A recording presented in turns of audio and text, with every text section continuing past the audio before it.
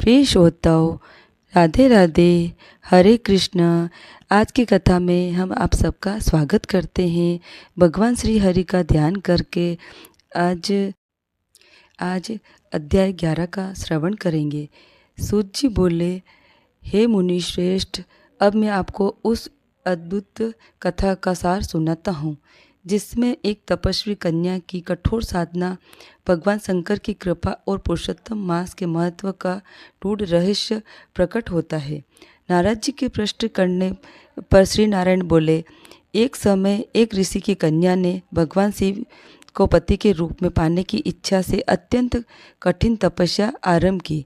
वह कन्या अत्यंत दृढ़ निश्चयी और धैर्यवान थी। उसने ग्रीष्म ऋतु में पंचाग्नि के मध्य बैठकर तप किया, शीतकाल में ठंडे जल में खड़ी रही, वर्षा ऋतु में खुले आकाश के नीचे बिना किसी आश्रय के निवास किया।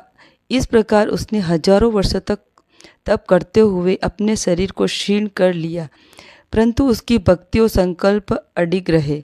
उसकी ऐसी कठोर तपस्या को देखकर देवराज इंद्र भी चिंतित हो उठे, किंतु वह कन्या अपने लक्ष्य से तनिक भी विचलित नहीं हुई।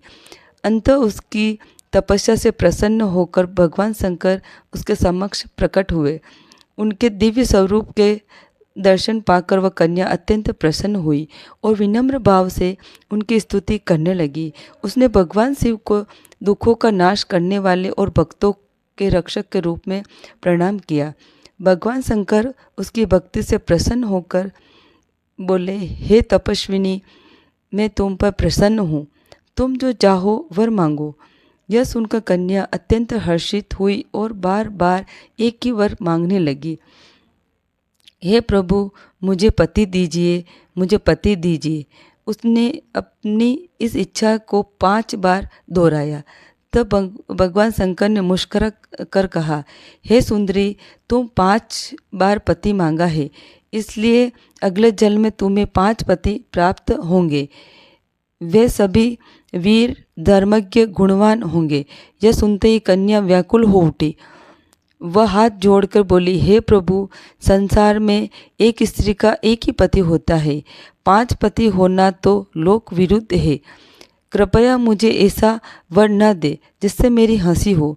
तब भगवान शंकर बोले, गंभीर होकर बोले, हे बाले, यह सब तुम्हारे पूर्व कर्म का फल है। तुमने पूर्व जन्म में महर्षि दुर्वासा का अपमान किया और पुरुषोत्तम मास का अनादर किया, इसी के कारण तुम्हें यह फल प्राप्त होगा। इस जन्म में तुम्हें पति सुख नहीं मिलेगा, पर अगले 5 जन्म में तुम बिना योनि के उत्पन्न होकर 5 पतियों का सुख भोगोगी और अंत में परम पद को प्राप्त करोगी। शिवजी ने आगे कहा, पुरुषोत्तम मास अत्यंत पवित्र और कल्याणकारी है। जो इसका श्रद्धा से पालन करता है वह सुख, समृद्धि और मोक्ष को प्राप्त करता है, परंतु जो इसका अपमान करता है उसे विपरीत फल भोगना पड़ता है। ऐसा कर भगवान शंकर वहाँ से अंतर्ध्यान हो गए। उसके चले जाने पर वह कन्या अत्यंत दुखी हुई और चिंतित हो गई, मानो कोई मृगी अपने समूह से बिछुड़ गई हो। सूत जी बोले, हे मुनियों, इस प्रकार यह कथा में हमें यह शिक्षा देती है कि भक्ति और तपस्या का फल अवश्य मिलता है, किंतु धर्म के नियमों और पुरुषोत्तम मास के महत्व को समझकर उसका पालन करना भी अत्यंत आवश्यक है। अध्याय 11 समाप्त होता है और कमेंट में श्री हरि विष्णु जरूर लिखे। ओम नमो भगवते वासुदेवाय नमः। इस मंत्र का 11 बार जाप अवश्य करें। ओम नमो भगवते वासुदेवाय नमः। पुरुषोत्तम भगवान की जय। हर हर महादेव। धन्यवाद।